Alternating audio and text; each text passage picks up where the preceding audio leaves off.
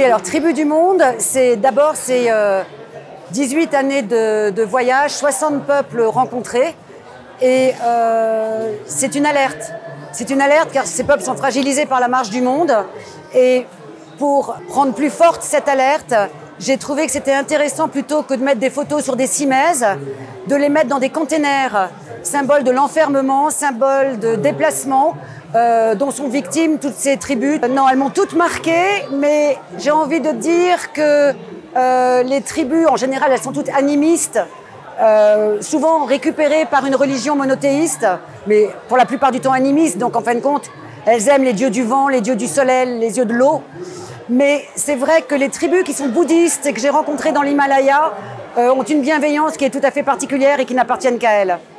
Et ces peuples, même si rien n'est parfait, ils se lèvent avec le soleil, ils se couchent avec le soleil, ils ont une sobriété heureuse, comme dirait Pierre Rabhi, dans leur quotidien.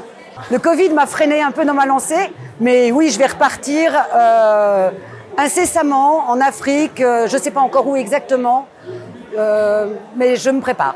Les mains, c'est très important chez n'importe quel être humain, mais les mains chez les peuples autochtones, c'est leur premier outil de communication, premier outil de vie en fait.